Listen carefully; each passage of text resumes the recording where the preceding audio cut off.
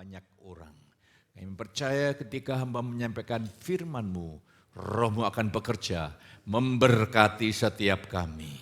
Demi nama Yesus kami berdoa, haleluya, amin. Saya silakan duduk kembali. Saudara bersyukur bahwa di gereja ini ada anugerah Tuhan yang luar biasa, kebenaran-kebenaran yang akan menuntun setiap saudara dari langkah demi langkah. Dan hari ini temanya adalah hidup sebagai orang yang sudah diselamatkan atau hidup orang yang selamat. Iya, ini sesuatu yang luar biasa yang akan merombak hidup kita. Kalau kekristenan membutuhkan sebuah usaha yang keras, penuh gertak gigi, rasanya berusaha berjuang untuk melakukan kehendak Allah. Saya khawatir kita sedang menerima agama yang mati. Kita tidak menerima agama yang mati, kita menerima Yesus yang hidup. Yang dia sedang terus bekerja, merombak hidup saudara dari satu kemuliaan kepada kemuliaan yang lain. Mari kita akan baca Filipi pasal 2 ayat 12 dan 13. Ini firman kebenaran ini cukup menjadi kontroversi. Ya, di dalam perjalanan teologi, di dalam sejarah gereja. Tapi hari ini kita akan melihat ini menjadi firman yang sederhana bisa saudara terapkan dalam hidup. Kita baca 2-3. Hai saudara-saudaraku yang kekasih, kamu senantiasa taat. Karena itu tetaplah kerjakan keselamatanmu dengan takut dan gentar, bukan saja seperti waktu aku masih hadir, tetapi terlebih pula sekarang waktu aku tidak hadir. Karena Allah lah yang mengerjakan di dalam kamu baik kemauan maupun pekerjaan menurut kerelaannya. Kita akan lihat saudara kekasih, supaya saudara dapat mengerti kebenaran ini supaya tidak tumpang tindih dalam pemahaman kita. Mari kita akan lihat bersama-sama saudara kekasih. Kita ini sebuah poin yang perlu saudara pahami. Kita diselamatkan hanya oleh anugerah, bukan karena perbuatan. Katakan amin. Ini yang membedakan kekristenan. Kita tidak diselamatkan oleh perbuatan kita, tapi kita diselamatkan hanya oleh anugerah. Kita terima melalui iman. Meteraikan dalam hati saudara, kita bersyukur kita mengalami anugerah penyingkapan hal ini. Karena Efesus 2:8 berkata, sebab karena kasih karunia kamu diselamatkan oleh iman. Itu bukan hasil usahamu, tetapi pemberian Allah. Jadi ini patut kita bersyukur, anugerah, kasih karunia, kebenarannya itu membuat saudara makin melimpah dengan ucapan syukur.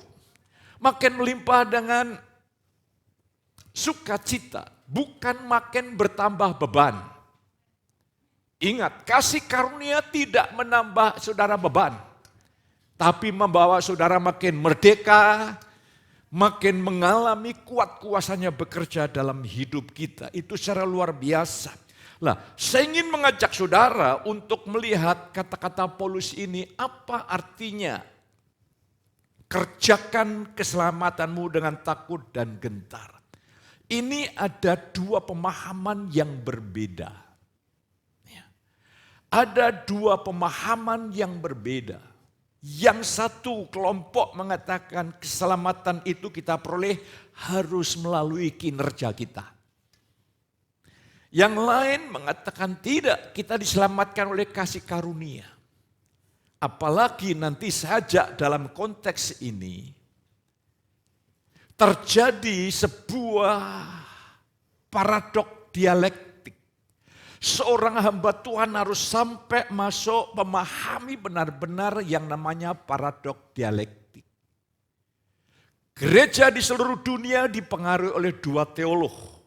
Yang pertama adalah Calvin yang menekankan kedaulatan Allah dengan teologinya, prinsipnya yang mengajarkan predestinasi. Saya tidak bicara di situ. Akhirnya disanggah oleh teolog yang lain yang bernama Arminian. Tidak. Bahwa yang pertama kita diselamatkan anugerah, pokoknya semuanya anugerah, yes.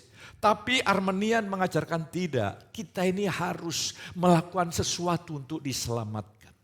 Dan dua-duanya ini mempengaruhi kekristenan yang ada di Indonesia. Kalau orang bertanya sama saya, Pak Petrus, mengikuti sistematika yang diajarkan oleh Calvin atau oleh Arminian. Saya mengikuti ajaran Paulus. Sebab ajaran Paulus mengandung unsur kedaulatan Allah, tetapi juga mengandung unsur kedaulatan manusia. Dan Paulus bisa meramu perpaduan antara kedaulatan Allah dan kedaulatan manusia. Lah, dua teolog ini melihat dari satu sisi, ini sisi lain. Lah, saya ingin ajak saudara nanti melihat antara hubungan yang harmonis antara kedaulatan Allah, kebebasan manusia.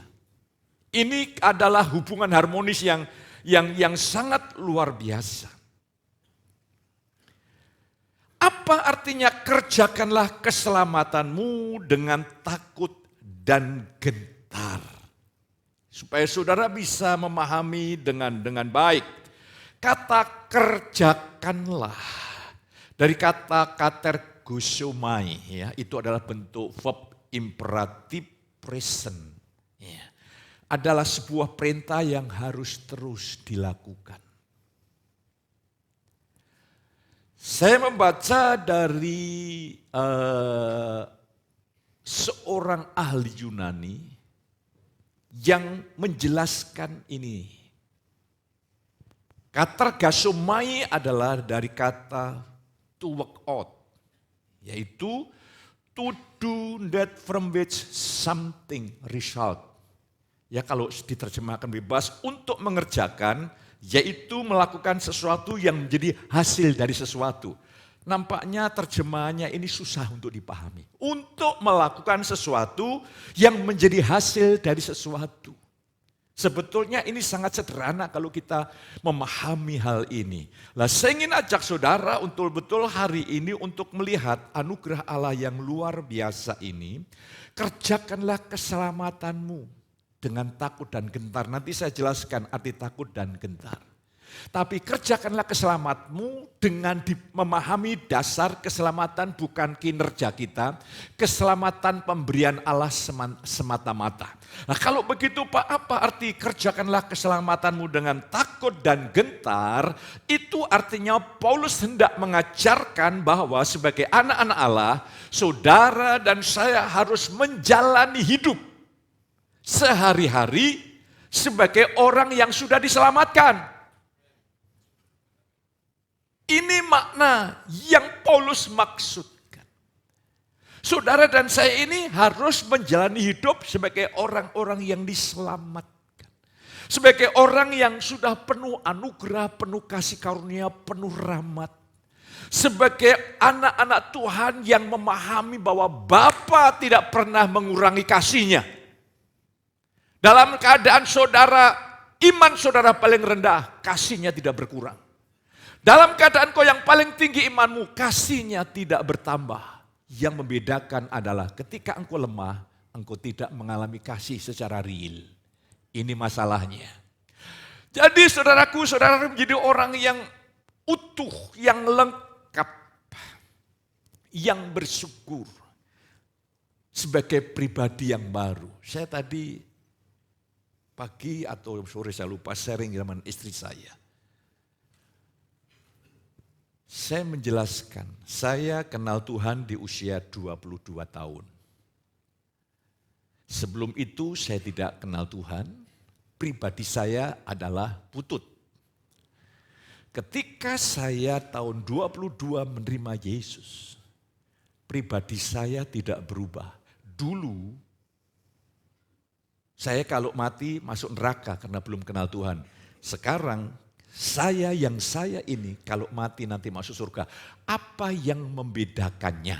Yang membedakannya adalah aku yang kita warisi dari Adam Karena dosa manusia, karena dosa Adam, semua menjadi orang berdosa. Itu kata kerja adjektif. Manusia memiliki sifat kodrat dosa. Sehingga perbuatan dosa ini ekspresi dari sifat dosanya. Itu manusia secara umum. Di dalam Kristus, saudara dan saya adalah ciptaan baru. Telah mengambil bagian, telah memiliki sifat kodratnya Allah. Ini bedanya seperti bumi dan langit. Dulu kita punya sifat kodrat dosa, maka berdosa itu natural alami. Sekarang kita telah memiliki sifat kodrat Allah, dicipta ulang roh kita segambar dengan Kristus, maka ketaatan itu harusnya menjadi natural dan alami. Nanti yang masuk surga ya saya ini. Yang lama aku telah disalibkan, yaitu saya yang baru ini. Yang telah disalibkan adalah sifat dosa kedagingan. Ya. Sifat dosa kedagingan hidup di dalam kekuasaan dosa karena bersifatkan dosa telah disalibkan. Dan manusia roh kita dicipta segambar dengan Kristus. Itulah yang disebut sekarang kita putra-putra Allah, identitas kita sekarang ini ya sama. Sekarang saya mengenal Pak Hengki, nanti di surga saya mengenal Pak Hengki. Sama, kenal persis. Saudara nanti kenal persis, oh itu Pak Petrus. Dan saudara perlu menyadari ini anugerah Tuhan, pemberian Tuhan yang luar biasa. Saudara ini betul-betul orang yang sudah dirahmati oleh semua kebaikan dan kemurahan Tuhan. Tindakan sehari-hari kita adalah buah dari keselamatan. Bukan penentu keselamatan. Ya. Jadi ketika saudara menghadapi pencobaan, masalah, proses dalam keluarga apapun, saudara harus berangkat dari keyakinan, saudara ini sudah diselamatkan. Saudara ini sudah ditopang oleh kemurahan, kebaikan, kebajikan, anugerah Tuhan yang sangat amat melimpah. Katakan amin. Jadi saudara ini orang yang saudara dirahmati dengan anugerah yang luar biasa. Lah, nanti saya ingin ajak saudara sekalian sebagai contoh. Ya, ini contoh perpaduan antara kedaulatan Allah dan kebebasan, kedaulatan manusia, kebebasan untuk bertindak. Ini nanti saya ingin jelaskan. Ini hebatnya Tuhan. Tuhan itu tidak memaksa manusia, karena bagi Allah manusia itu dicipta segambar dengan Allah. Kalau Allah memaksa manusia, Allah sedang bertentangan dengan hakikatnya. Manusia itu makhluk yang bebas. Maka ketika Adam dan Hawa dia mulai berdialog dengan iblis dan memetik buah pengetahuan yang baik dan jahat, Allah tidak campur tangan. Ketika diberikan kepada Adam, Allah tidak campur tangan. Tetapi manusia yang harus bertanggung jawab atas setiap putusan-putusan yang diambil. Ini hebatnya Tuhan hanya memberikan perintah. Tetap kebebasan untuk bertindak pilihan kita. Sebagai contoh di dalam Roma 6 ayat 11-13 nanti saya bacakan. Saudara dan saya telah mati bagi dosa. Saudara dan saya telah mati bagi dosa. Ini prinsip rohani yang harus saudara pahami. Ini iman. Sebagai ciptaan baru, sebagai manusia baru yang telah menerima kodrat Kristus, saudara ini sudah mati bagi dosa, tidak ada hubungannya dengan dosa. Maka mulai hari ini tidak perlu lagi saudara bergumul dengan dosa. Ujian godaan dosa itu, iblis menggoda lewat dosa, itu dipakai Tuhan ujian iman. Apakah kau berpegang pada identitas baru saudara dengan kuasa roh, atau engkau menyerah dengan godaan? Tetap pilihan di tangan kita. Tapi ingat, manusia baru saudara udah terpisah dari dosa. Mati bagi dosa, mati bagi dunia. Dan isi manusia baru kita ini adalah hidup bagi Allah. Ujian terus-menerus mendatang. Iblis ingin menjatuhkan kita, tapi Tuhan ingin menguatkan kita. Iman itu menjadi kuat, kokoh kalau dilatih. Nah, mari hari ini saya ingin mengajak saudara. Jadi di dalam bacaan kita, itu di dalam kitab Roma dikatakan, saudara kekasih, iya. Oke. Iya. Roma pasal 6 di 11, demikianlah hendaknya kamu memandangnya bahwa kamu telah mati bagi dosa tetapi kamu hidup bagi Allah dalam Kristus Yesus. Dalam ayat sebelumnya ini adalah indikatif, ini adalah pewahyuan pernyataan tentang identitas kita.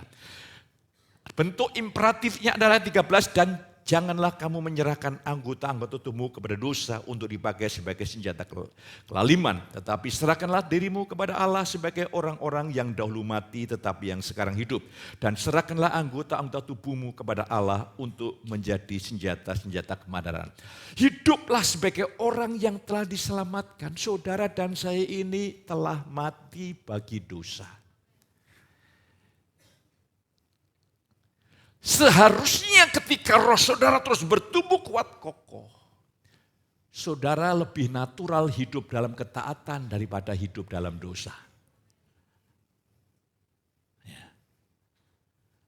Ini yang harus menjadi pemahaman kita bahwa saudara dan saya ini telah menjadi ciptaan baru, telah mengambil bagian dalam kodrat ilahi, otomatis saudara bersih, kudus. Dalam terjemahan sehari dikatakan engkau telah memiliki tabiat yang suci, yang murni, yang benar. Ya, saya menyambung khotbah hari Minggu kemarin. Lah, saya ingin mengajak saudara untuk melihat, pahami ini dengan iman.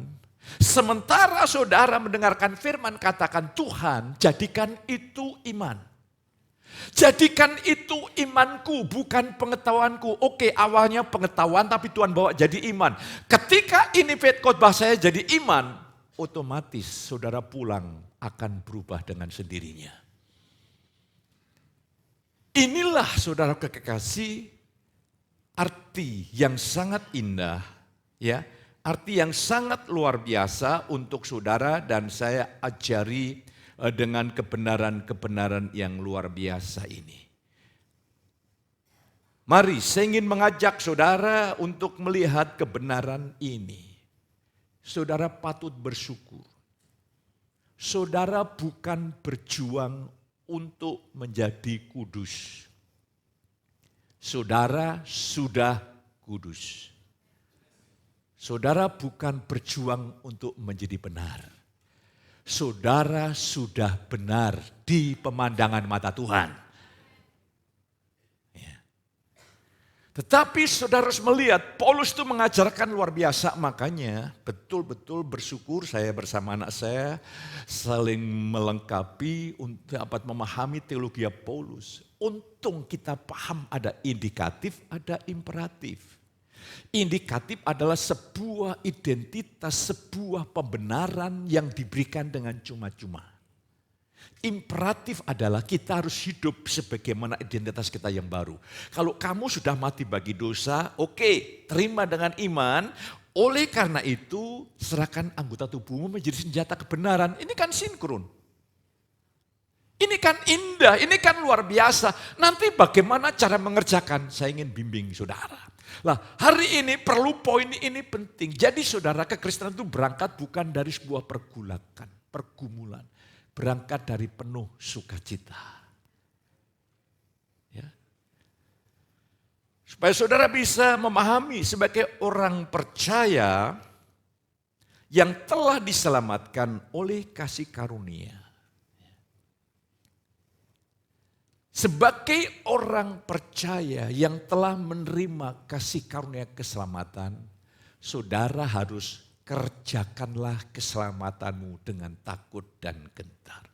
Kerjakanlah workout, artinya hiduplah sebagai orang yang sudah diselamatkan. Karena kamu ini sudah menjadi umat yang kudus benar di hadapan Allah, sehari-hari hiduplah kudus dan benar. Dengan apa? Jangan dengan kekuatan diri sendiri. Nanti saya ingin ajak saudara. Sebagai orang percaya yang telah diselamatkan oleh kasih karunia, saudara saya harus pertama menentang dosa dan mengikuti keinginan Roh Kudus. Ini gaya hidup kita. Ini gaya hidup kita yang benar.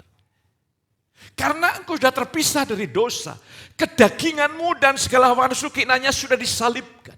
Kita sebagai manusia baru, Roh Allah yang Maha Perkasa tinggal di dalam kita, memerintah, mendorong, menguatkan, menggerakkan kita. Supaya apa? Sekarang ini adalah pilihan iman. Percayalah saudaraku, saudara sekarang ini sudah menjadi anak-anak Allah. Maka kita tidak ingin mengikuti keinginan roh jahat. Yang kedua, saudara dan saya mengalahkan kejahatan.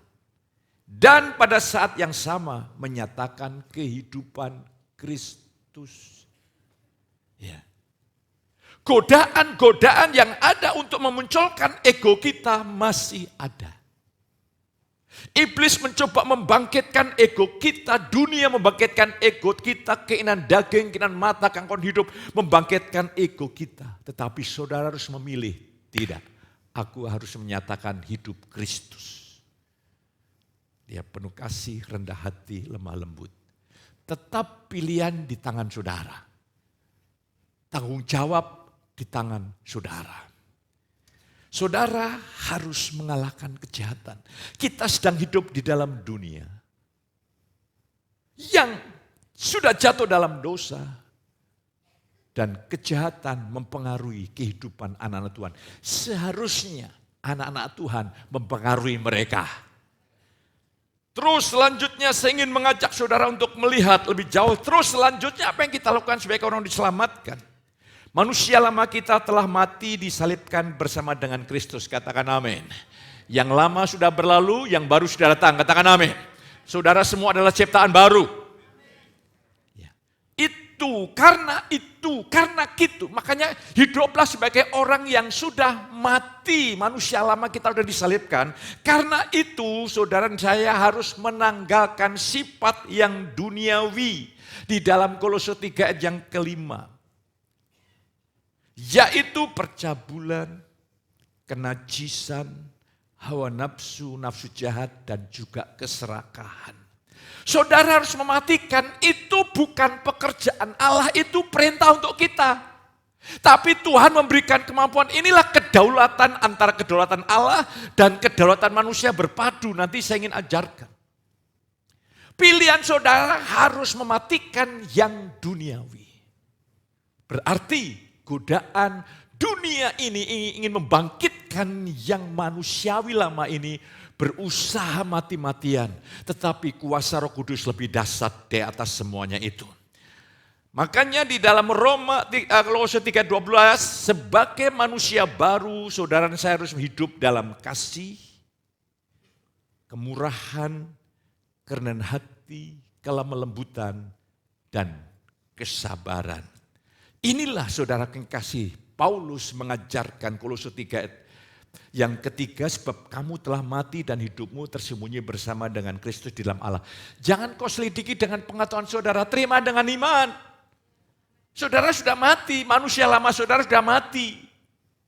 Yang hidup adalah yang baru, di mana Kristus menjadi sumber kehidupan kita. Karena itu matikanlah dalam dirimu segala sesuatu yang duniawi, yaitu percabulan, kenajisan nafsu, nafsu jahat, dan juga keserakahan yang sama dengan penyembahan berhala. Karena itu sebagai orang-orang pilihan Allah yang dikuduskan dan dikasihinya, kenakanlah belas kasihan, kemurahan, kerendahan hati, kelemah lembutan, dan kesabaran. Inilah ajaran moral Kristiani bersumber dari anugerah Tuhan. Bukan bersumber dari hukum Taurat. Tapi bersumber dari anugerah Tuhan. Itulah moralitas tinggi orang Kristen. Orang yang hidup dalam kasih karunia akan memiliki moralitas yang tinggi. Karena yang bekerja adalah Roh Tuhan. Kita patut bersyukur pada pagi hari ini supaya saudara bisa melihat anugerah sebagai orang percaya yang sudah diselamatkan. Yang terakhir, Kristus telah mati dan bangkit bagi kita. Karena itu kita harus hidup bagi Dia dan tidak lagi hidup bagi diri sendiri. Di dalam Alkitab dikatakan 2 Korintus 5 ayat 15, dan Kristus telah mati untuk semua orang supaya mereka yang hidup tidak lagi hidup untuk dirinya sendiri, tetapi untuk Dia yang telah mati dan dibangkitkan untuk mereka. Katakan amin. Saudara mengerti? Tuhan menyediakan lewat Paulus di dalam Efesus 1 ayat yang ke-18, betapa hebat kuasanya bagi yang percaya. Kuasa itu telah membangkitkan Yesus dari antara orang mati. Alkitab kata Yesus masuk ke alam dunia, alam maut. Dan kuasa roh itu membangkitkan Yesus dari posisi yang paling rendah di alam maut, sampai naik dalam posisi rohani yang paling tinggi, duduk di sebelah kanan Allah Bapa. Kuasa itu tersedia bagi saudara, katakan amin. Bagi yang percaya, kuasa roh itu akan membangkitkan saudara dari titik kekristenan yang paling rendah menjadi titik kerohanian yang paling tinggi. Pertanyaannya, orang Kristen yang paling rendah tingkat kerohaniannya adalah orang Kristen yang hidup bagi kepentingan diri sendiri. Berarti itu masih dipengaruhi oleh roh jahat, oleh kedagingan, tidak memahami kebenaran dan sebagainya. Tapi orang Kristen yang terus bertumbuh, diajar oleh firman, oleh kuasa roh, maka hidup bagi Kristus yang telah mati dan bangkit bagi kita. Inilah saudaraku yang kekasih. Ya. Kemarin minggu saya khotbah arti sebuah pencobaan. Ketika orang Kristen, ya, saya bilang orang Kristen umum. Ketika Paulus berkata kepada jemaat di Korintus, kamu ini masih duniawi, hidup secara manusiawi. Kalau saudara lihat, banyak peristiwa-peristiwa yang mengguncang hidup jemaat. Tuhan ingin menarik mereka untuk dapat bertumbuh secara normal. Tujuan pencobaan kemarin ya masalah keuangan, konflik keluarga, masalah ini itu tidak bisa lepas. Dan kita tidak menginginkan itu datang. Tujuannya adalah supaya saudara dan saya menjadi dewasa rohani. Yang namanya saya bahasakan sekolah Allah. Bagi orang Kristen yang mementingkan diri sendiri dan dosa menipu sehingga hatinya keras, pokoknya gini ya aku begini. Maka pendidikan sekolah Tuhan itu cukup serius. Lah terus tugas saya tidak bisa menolong ketika Tuhan sedang membentuk saudara. Tugas saya adalah saya minta Yakobus 1 supaya hikmat Tuhan turun atas seluruh jemaat. Ketika saudara menghadapi masalah, pencobaan, saudara tidak menganggap itu enteng, wajar ini kan hidup. Tapi juga saudara tidak boleh putus asa. Dengan hikmat saudara melihat setiap pencobaan yang sedang saudara alami, itu tujuannya di balik itu Tuhan ingin memuliakan saudara. Tuhan ingin memakai hidupmu, Tuhan ingin meninggikan hidupmu. Jadi saudaraku jangan melihat proses yang sedang saudara alami. Lihatlah akhir dari proses itu, tangan Tuhan sedang membentuk, mengizinkan. Ya. Bahkan kadang-kadang Tuhan mendesain. Alkitab berkata Matius 4, Yesus dipimpin oleh Roh Kudus, dibawa oleh Roh Kudus untuk dicobai. Kita tidak bisa menolak, walaupun kita tidak menginginkan itu datang. Dan sekolah Allah itu makin lembut. Semakin ketika engkau juga lembut di hadapan Allah. Dia tidak menghajar kita, tapi mengajar kita. Ya, seperti orang tua dengan anak. Ya. Anak kita itu dunianya main-main secara natural. Begitu kita minta mainannya, dia marah. Ya. Kadang-kadang jam makan tidak makan. Orang tua kadang-kadang menyuruh anaknya mandi, harus kejar-kejaran dengan anaknya. Dasarnya anaknya agak sedikit nakal dan menggoda orang tuanya. Mutar sana, mutar sini, mutar sana, mutar sini. Dia belum mengerti. Sekarang ya, kalau seperti anak saya Danis hanya untuk mandi aja kejar-kejaran sama Mama Hana, bahaya itu saudaraku. Dia sudah sadar kapan mandi, bahkan kadang-kadang bisa 4 kali sehari. Lah ini pengajaran yang normal masuk akal. Saya berdoa supaya hari ini roh Tuhan memberikan saudara anugerah. Engkau memiliki hati yang lembut. Sekali lagi, engkau memiliki hati yang lembut. Kalau Tuhan sedang bekerja, sedang membentuk saudara, saya tidak bisa berbuat apa-apa, kecuali hanya berdoa. Kalau saya ikut campur tangan, saya sedang merusak tangan Tuhan yang sedang bekerja. Tapi jangan takut, masalah yang kau hadapi tidak ada yang kebetulan. Lewat semuanya itu Tuhan ingin mendewasakan saudara, katakan amin. Jadi tetap ada harapan, tetap ada anugerah sebagai orang-orang percaya saudara kasih. Kita ini makin hidup bagi Dia, nanti saya jelaskan hidup bagi Dia seperti apa. Hidup bagi Yesus. Hidup bagi Yesus itu bukan berarti kekayaanmu dijual, diserahkan pada gereja. Tidak. Tidak. Kalau saudara menyerahkan aset saudara yang terbesar bagi pekerjaan Allah, perlu bimbingan hamba-hamba Tuhan yang dewasa.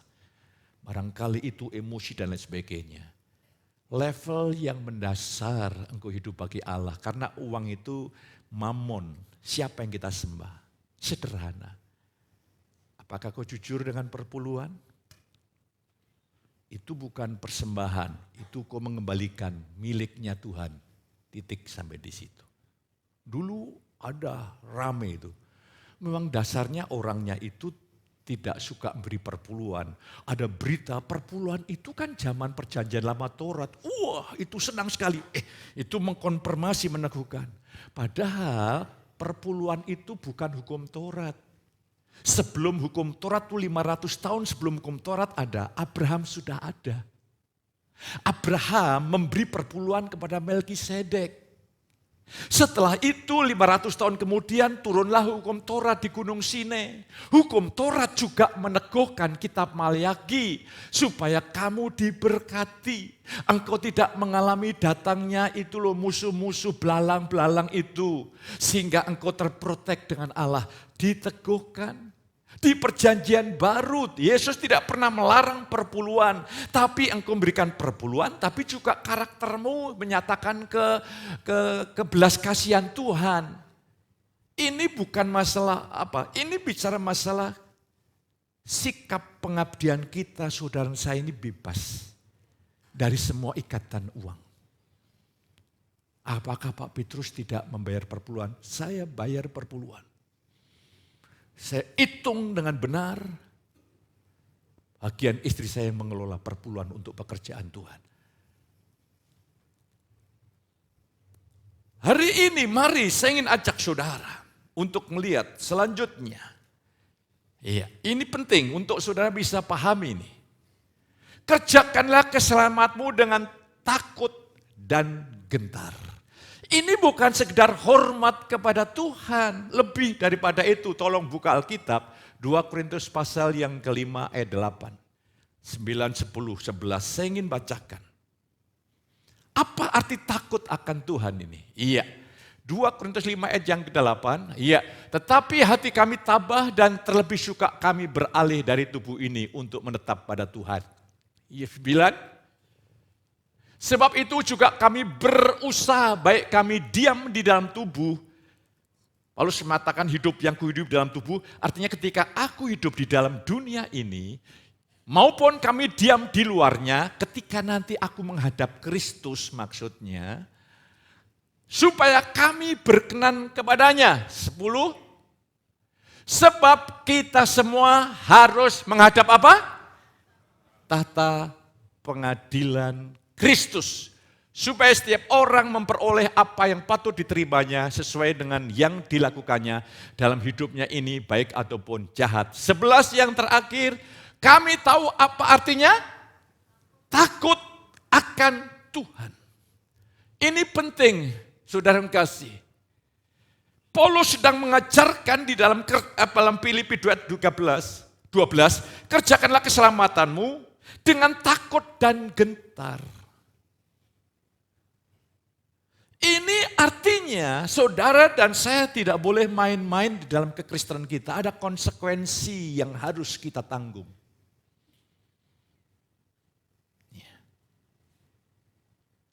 Kita ini konsekuensi yang kekal menghadap tata pengadilan Kristus ini bukan masuk surga atau neraka. Ingatlah, Kristus telah menanggung dosa saudara.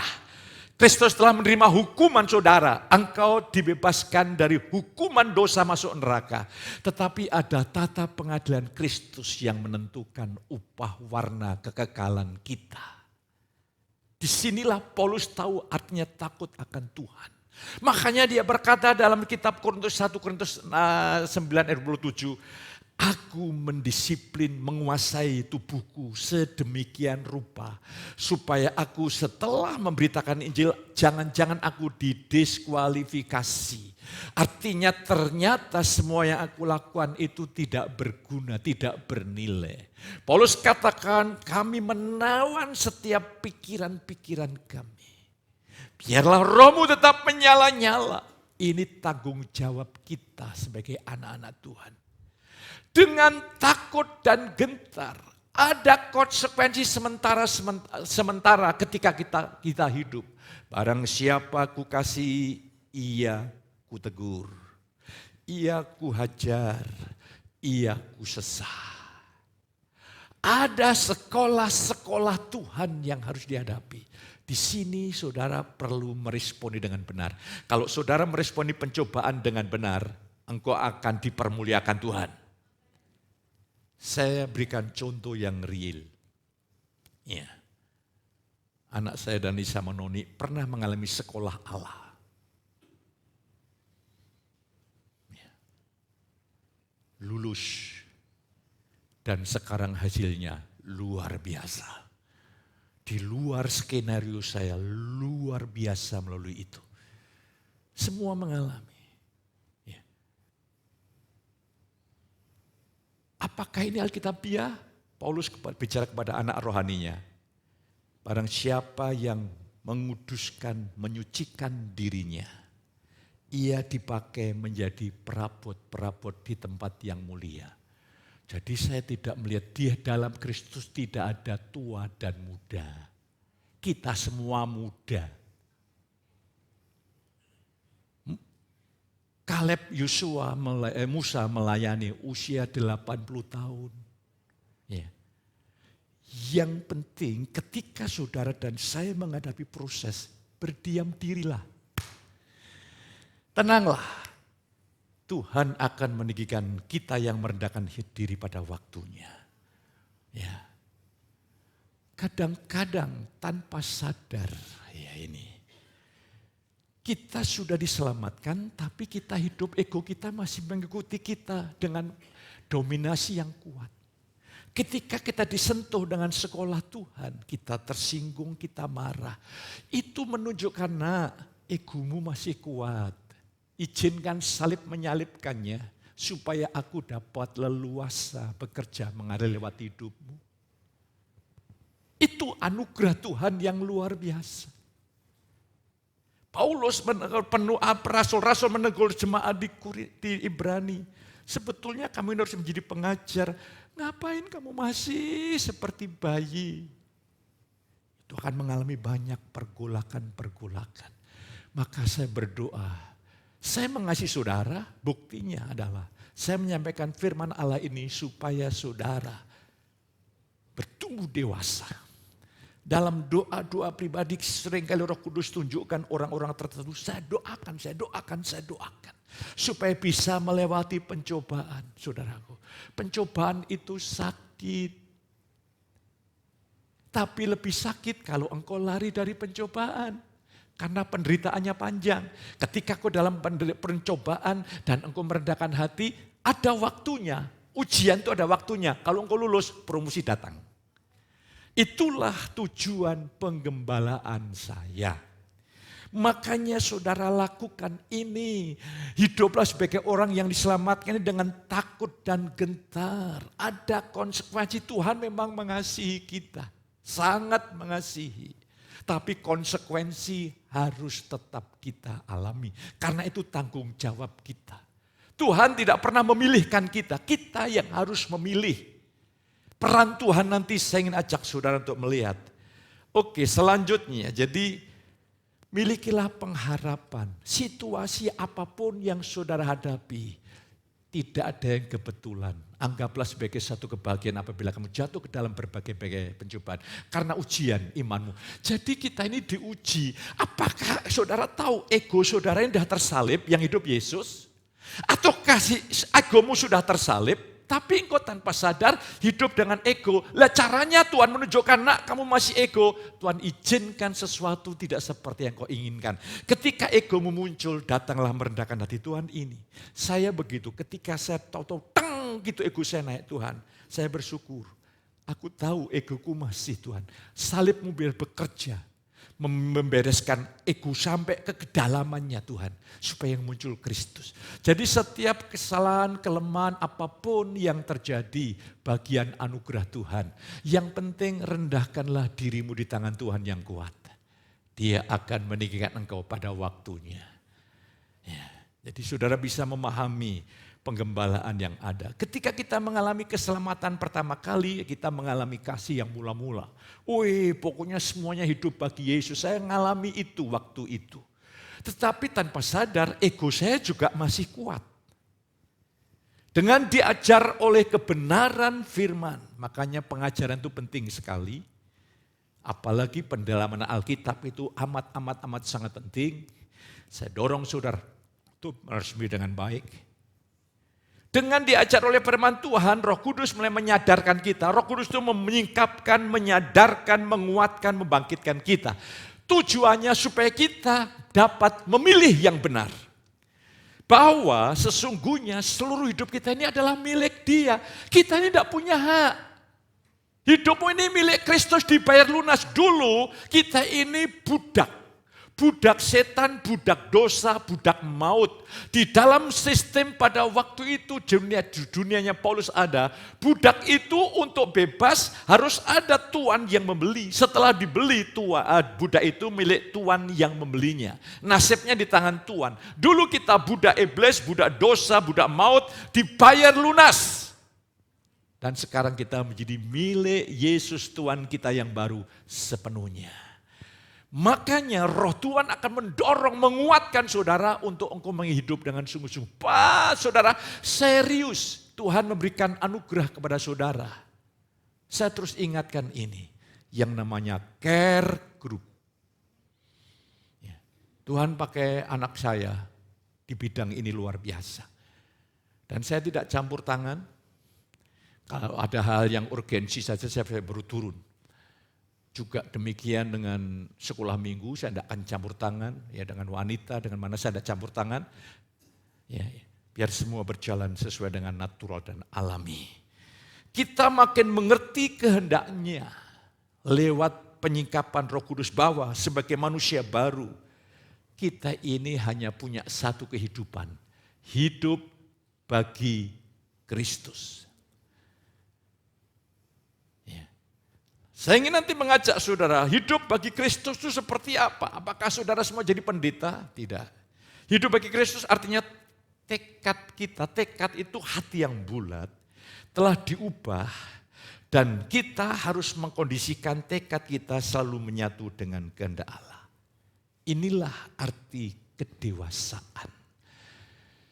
Saudara, ketika saudara mengalami anugerah, hidup saudara diberkati, ya puji Tuhan. Tetapi kalau saudara hidup masih bagi diri sendiri, saudara sedang menghayati hidup kerohanian dalam tingkat yang paling bawah. Lah, untuk menaikkan kepada tingkat yang paling mulia, Roh Kudus mengajar, Roh Kudus membimbing. Tetapi respon tetap di tangan saudara. Makanya Ibrani 12, barang siapa ku kasihi, kontaknya ku kasih, ia ku tegur. Lewat firman Allah, dan seringkali kita lupa lewat pasangan hidup kita. Nah, kalau saya sendiri, saya semaunya sendiri. Tapi kalau saya sekarang saya hidup bersama istri saya, Tuhan di dalam saya, Tuhan di dalam istri saya. Setiap saya punya ide, punya begini, saya lemparkan kepada istri saya. Kalau waktunya Tuhan, dia berkata, oke mas. Jadi tetap hubungan kami bertumbuh dengan baik dan sehat. Iblis berusaha, Ibrani dosa mengeraskan hati kita sehingga, enggak pedulilah, pokoknya saya begini ya begini. Jangan.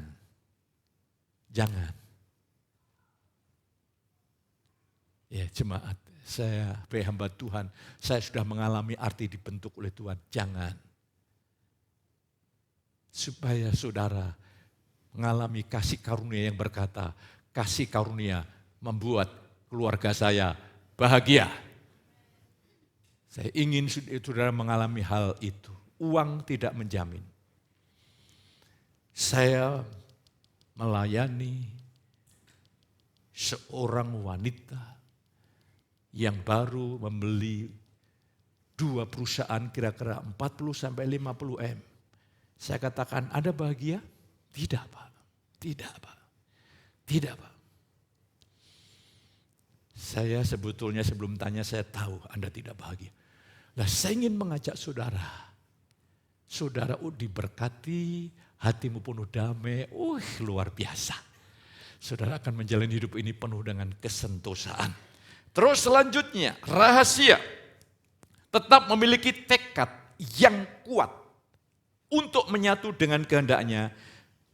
Saudara jangan berusaha dengan kekuatan diri sendiri. Ini penting. Saya ingin bagikan ini penting bagi saudara. Bagaimana? Karena tekad kita itu tidak konsisten. Komitmen kita itu tidak konsisten. Mengapa? Kalau tekad yang dari daging, mengapa tidak konsisten? Karena isinya adalah hidup untuk kepentingan diri. Sementara kepentingan kita ini terpenuhi, kita punya komitmen. Begitu kepentingan kita ini terhalangi, komitmen kita hancur. Tapi bagaimana saudara memiliki tekad, yaitu kebulatan hati, untuk konsisten bulat hati untuk melayani Tuhan, untuk mentaati perintah Tuhan dalam keluarga, dalam dunia kerja, dalam apapun juga. Saudara harus hidup menurut roh. Buka Roma 8, saya ingin jelaskan sebentar. Ini sangat mendasar pengajaran ini. Roma 8 ayat yang ke-9 ya. Oke. Mereka yang hidup dalam daging tidak mungkin berkenan kepada Allah. Siapakah yang hidup dalam daging? Orang non-Kristen. Ayat 9, ya. Tetapi kamu tidak hidup dalam daging, melainkan dalam roh. Apa arti hidup dalam roh? Setiap hari menyadari Kristus ada di dalam hatimu. Itu artinya hidup dalam roh, itu sesederhana itu. Tapi kita lihat ayat yang keempat. Iya, supaya tuntutan hukum Taurat digenapi di dalam kita yang tidak hidup menurut daging tetapi menurut roh. Jadi ada hidup dalam roh, saudara menyadari bahwa Kristus ada di dalammu. Yang kedua, hidup menurut roh. Apa artinya? 5, ayat 5. Sebab mereka yang hidup menurut daging memikirkan hal-hal yang dari daging, mereka yang hidup menurut roh memikirkan hal dari roh. Jadi orang Kristen itu ada 2. Yang pertama hidup menurut daging, yang kedua hidup menurut roh. Ayat yang ke-6, orang hidup menurut daging adalah maut. Maut itu artinya ketiadaan pengharapan dan sebagainya. Ya. Tertekan, stres, depresi. Tuhan ingin kau bersukacita senantiasa, katakan amin. Dan kalau saudara tidak mengerti apa arti hidup menurut roh, saudara melihat janji Tuhan itu tidak real. Saudara melihat hidup ini beban, hidup ini berat. Hidup ini mengalami banyak kelelahan, banyak kecapean, sia-sia usaha menyenangkan Allah dengan kekuatan diri sendiri. Sepertinya kita bertahun-tahun untuk mengatasi kelemahan saja tidak bisa. Nanti saya ingin jelaskan tekad saudara tidak bisa melawan hukum dosa. Maka engkau harus hidup dalam roh. Roma 8 ayat 2 berkata, kitab Roma 8 itu arti hidup dalam roh luar biasa. Hukum roh Kristus yang memerdekakan kamu dari hukum dosa dan hukum maut. Jadi perbuatan dosa ini terjadi karena ada hukum dosa. Hukum itu sebuah ketetapan, contoh sederhana. Di Indonesia naik mobil harus lewat kiri. Itu ketetapan yang terus berlaku. Lah, ada hukum dosa. Menghasilkan perbuatan dosa. Contoh, ada orang yang punya pembawaan cerewet, suka ngomong. Dan dengan omongannya itu banyak orang yang terluka. Jadi hukum dosanya itu cerewet. Dan tekad cerewet itu tidak bagus. Dengan tekad yang kuat, dia tidak bisa melawan hukum dosa. Maka dia bisa berhenti, umpamanya dalam pertemuan. Wah, pokoknya kalau ada orang ini heboh dan banyak orang terlukai. Datang 1 jam dia mendisiplin diri. Saya akan diam, saya akan banyak diam, saya akan banyak diam. Tapi nanti 2 jam kemudian dia lupa, cerewet lagi dan ketika selesai banyak orang terlukai. Siapa yang bisa melepaskan hukum dosa? Roh Kristus di dalam saudara. Jadi hukum gravitasi itu begini, hukum gravitasi itu masih tetap ada. Contoh ya, ini pointer ini saya pegang. Ini tidak jatuh karena hukum gravitasi setiap barang yang saya lepaskan jatuh. Tapi mengapa ketika saya pegang tidak jatuh? Karena ada kekuatan yang melebihi hukum gravitasi yang membuat pointer ini tidak jatuh. Tapi ketika saya pegang tidak jatuh, hukum gravitasi masih ada enggak? Hukum dosa itu ada di dalam kemanusiaan saudara.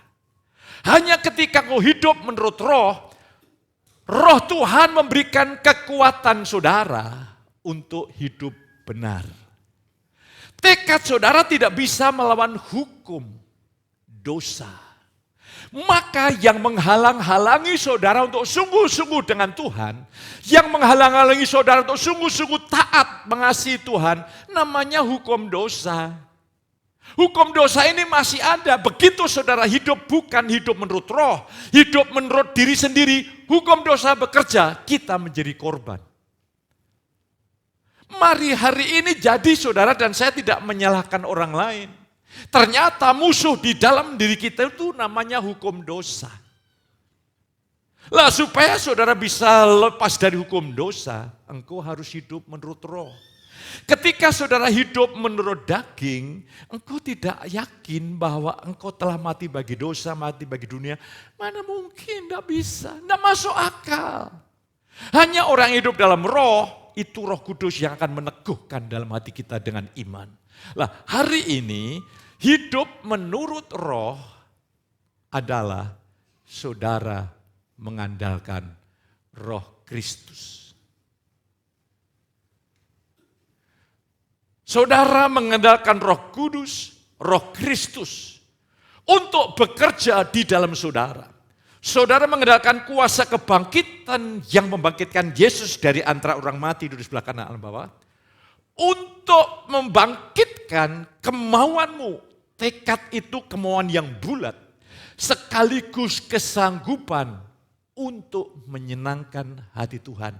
Kalau saudara tidak mengerti hal ini, hidupmu masih bergolak hebat. Tapi kalau saudara mengerti rahasia ini, hidupmu akan dibawa Tuhan terbang. Dan kalau sudah jujur, carilah kebenaran yang seperti ini.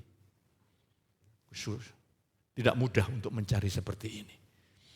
Saya butuh bertahun-tahun untuk bisa memahaminya.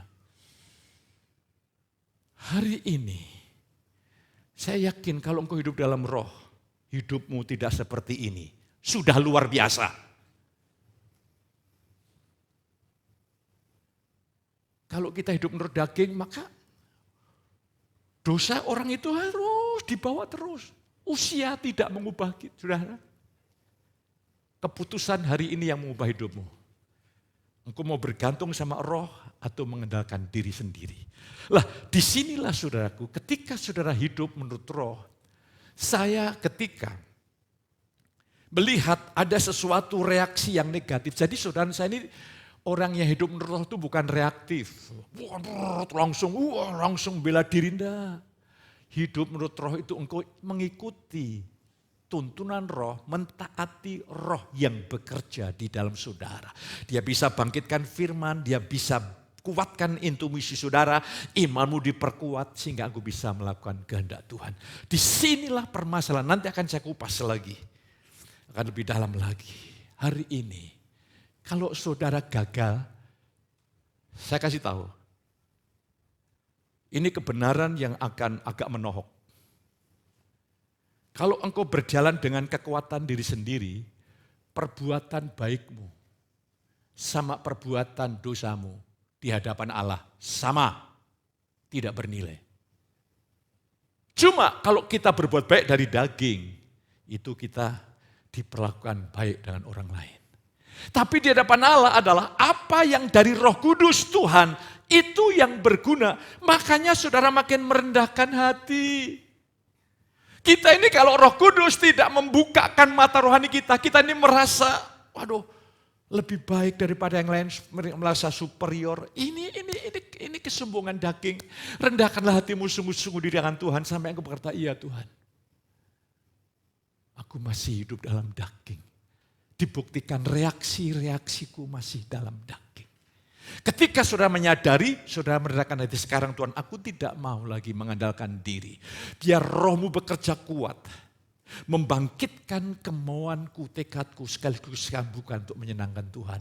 Secara supranatural engkau terheran-heran. Ketika keinginan daging mencoba, ego saudara muncul, engkau begitu tenang. Oleh roh kamu mematikan perbuatan daging. Disitulah rahasianya, disitulah sulitnya. Ini sangat mudah sebetulnya. Begitu saudara lihat akar permasalahan, kedagingan muncul dalam hubungan suami istri terus ya, bertengkar tidak ada perubahan, mesti suami istri hidup dalam kedagingan. Lah ketika merendahkan hati masing-masing, tidak enak loh saudaraku, hidup dalam pertengkaran terus-menerus itu tidak enak. Makan enak pun kalau diwarnai oleh pertengkaran tidak enak. Lebih baik hidup di mana daripada serumah dengan hidup dengan apa? Istri yang apa? Istri yang begini. Wah, ini artinya istri yang gini itu apa itu, saudara? Kok bahasa isyarat begini, saudara? Cerewet ya? Ya. Lebih baik tinggal di atas stop rumah. Jadi lebih bijaksana kalau engkau punya rumah tingkat ketiga. Kalau istrimu cerewet terus pulang kantor tingkat ketiga, enggak tahan bertengkar. Istrimu rumah pertama. Supaya pertengkarannya tidak didengar oleh tetangga, pakai walkie-talkie. Halo istriku, halo suamiku. Tapi di sini tidak ada, yang ada di sana.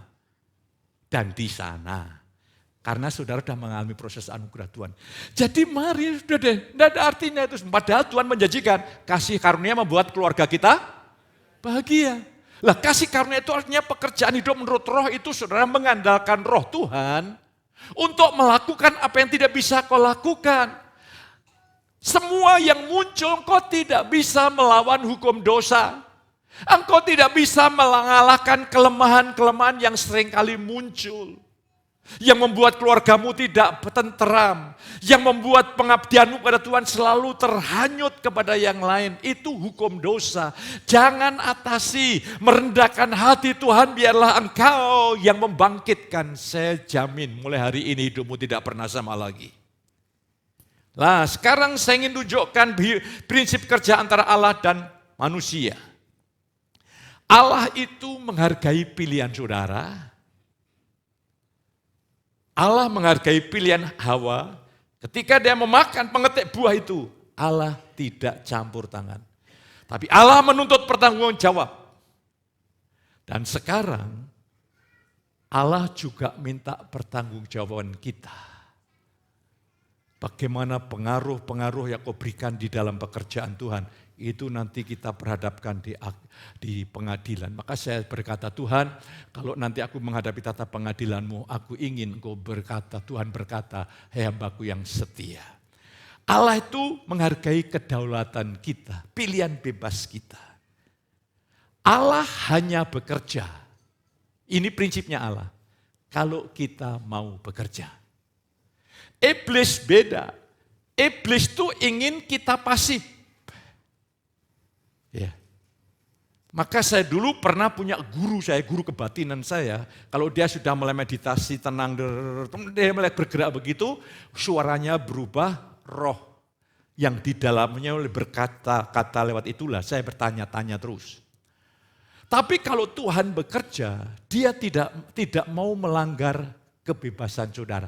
Jadi kalau saudara tidak mau berubah, Allah tidak bisa mengubah saudara.